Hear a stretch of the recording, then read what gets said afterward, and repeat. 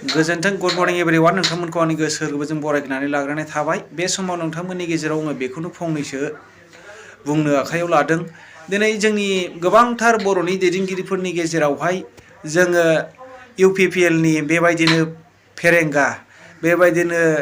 गोबांथार रनजित बसुमतारीमोन बेबायदिनो जोङो नुनो मोनो गबिन्द बसुमतारीमोन आरो बेबायदिनो जयन्त बसुमतारीमोन जेबो खामानि मावनो हायै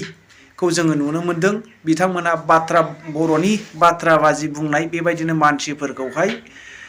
राजनितिकनि प्रलोभन देखायनानै बाथ्रा बुंबोनायखौ जोङो नुनो मोनदों थिग बेबायदिनो बिराद दुखुनांथाव बाथ्रा जोंनि दुलाराय बर' फरायसा आफादनि आफादगिरि जे मानगोनां जे दिपेन बर' बिथाङा दिनै सासे सोलोंबाय थानाय सासे सेंग्रा गाजला बायदिल'मोन बिनि गियाना दिनै बिथांनो एथ' गिदिर जे बिबानखौ होनाया जोंनि माखासे गायसनगिरि आरो बिबान होगिरिफोरनि थाखाय आङो गेदेर भुल होननानै गोरोन्थि सानो नाय बिथाङा पार्सनेल हिसाबै बिथाङा भुल गैया मानो होनोब्ला बिथाङा दिनै रोंजोबै सासे सुबुं सोलोंगासिनो दङ दिनै राजनितिकनि तालिम होबाय थानाय बेफोरखौसो जोङो नुनो मोनदों मोनसेबो खामानिखौ मावनो हायै बिथाङा दिनै गेजेर गेजेर बुंबोदों खौसेथि खालामनायनि दिनै बिथाङा खौसेथि खालामनो हानाय नङा माब्लाबाबो बिथाङा सासे अजन भरा बा सासे भेलुएबल मानसि दिनैहाय पर्टफलिय'आव दङब्लाबो दिनै बिथाङा एथ' गोरों गोरा बा मानसिफोरखौ बुजायनो हानायनि केपासिटि गैया बेखौनो गोबांथार मानसिफोरनि गेजेरावहाय बिथाङा एडभाइस लानानै बेफोरखौ मावफुंनानै होनो हायोब्ला बर'नि गेजेराव खौसेथिखौ लाबोनो हायोब्ला मोजां होननानै आङो सानो नोंथांमोनहा मा सानो कमेन्ट खालामहरनायनि गेजेरजों बुंहर दिनै बिथांखौ हागोन बायदिखौ नुहुरा रायजो राजाफोर बिथाङा बेसे गिदिर गिदिर बाथ्रा बुंदों नोंथांमोनहा खोनासंनानै नाय बर' थुनलाइ आफादनि जि जुथुम्मा नैबे दैमु नोगोर डिमाकुसियाव फैबाय थानाय 9/10/12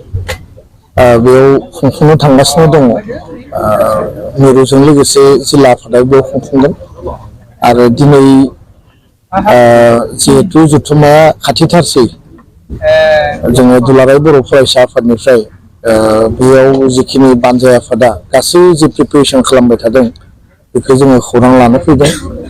आरो आंजों लोगोसे बे रिसेपसन कमिटिनि वार्किं चेयारमेन दङ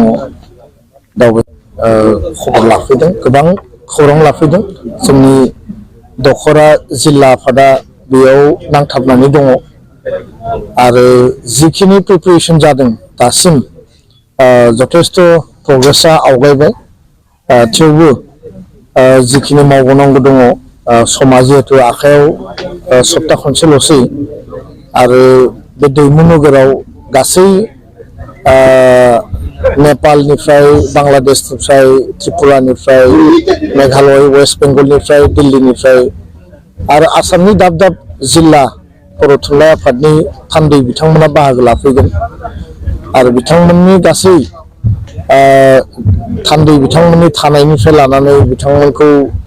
जिखिनि मोजाङै जोङो बेयाव बरायनांगौ बोजबनांगौ लोगोसे जिखिनि सावरायनो गोनां बिथिंफोर दङ आरो सेमिनार लादों गोबां मोजां मोजां बेयाव हाबाफारि लानाय जोङो नुदों आरो जिहेतु प्रग्रामा अलरेडि ओंखारबाय गोबां रायजोपाल बिथांमोन बाहागो लाफैगोन आसामनि गिबि मन्थ्रि बिथाङा बाहागो लाफैगोन गेदेमा आलासि बिथांमोना बाहागो लाफैगोन आरो केन्द्रीय जि माने सोलोंथाइ मन्थ्रि बिथाङाबो बाहागो लाफैगोन मिजिंथिदों बे मोनसे हिस्टरिक आरो मोनसे बर' हारिनि राव थुनलाइनि जौगानायनि बिथिङाव हारि दानायनि बिथिङाव आगानसे सिगनिफिकेन्ट बिहोमा होगोन दुलाराय बर' फरायसा आफादनिफ्राय जोङो जेसेबां हाबा मावनांगौ जोङो मदद होगोन आरो बानजाय आफादा मैखोमै साब कमिटि आरो गासै डिमाकुसि भेरगाव खाग्राबारि भेरगाव आरो उदालगुरि जिल्ला जि थुनलाइ आफादनि सिङाव थानाय रायजो राजा बिथांमोना थैसों थामसों बिथांमोना फुंनिफ्राय मोनाजासिम खामानि मावदों बोथोरा जोबोद गुसु थेवबो हाबा मावनाया थाबथायाखै कालचारेल साब कमिटियानो जा बा एग्जिबिशन साब कमिटि बाखि जिखिनि साब कमिटिफोर दं बिथांमोना मैखोमै खामानि मावदों आं बिथांमोनखौ धन्यबाद बावदों आरो मिजिंथिदों मोजां थासारिनि गेजेरजों गाजा गोमजायै राव हारिमु थुनलाइ सिबिनांगौनि बिथिङाव बे थुनलाइ आफादनि जुथुम्माया माहारिनि मोनसे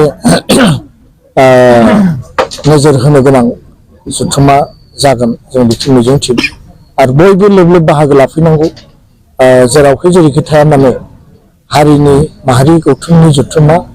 हारिनि सिनस्रि आफादनि जुथुम्मा होननानै बयबो बाहागो लाफैगोन आं बेखौनो मिजिंथिबाय गोजोन्थों। गुबुन हादरनिफ्राय जिहेतु बेवहाय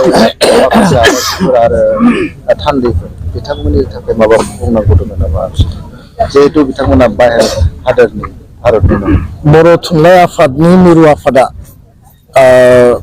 नेपालनिफ्राय फैनो गोनां बा बांलादेशनिफ्राय फैनो गोनां जोंहा मेसे बिथांमोन बा कक बर' बिथांमोन जि दङ बिनि गासै जगाजगखौ खालामदों आरो बिथांमोननि गेजेरजोंनो बिथांमोनखौ लाबोनायनि थाखाय गासै एरेन्जमेन्ट बेबस्थाया जादों दा बेखायनो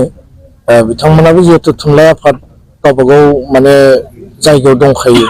आरो बिथांमोना जिहेतु अर्गेनाइजेसनखौ खालामखादों थुनलाइ आफादनि मोनफ्रोमबो जुथुमाव बाहागो लाबोदों माब्लाबा गोख्रोङै बाहागो लाबोदों माब्लाबा मोजोमसेयै बाहागो लाबोदों आं मिजिंथियो जे बिथांमोनखौ माने जि गासै जिखिनि बिथिंनि खाबुफोर होनांगौ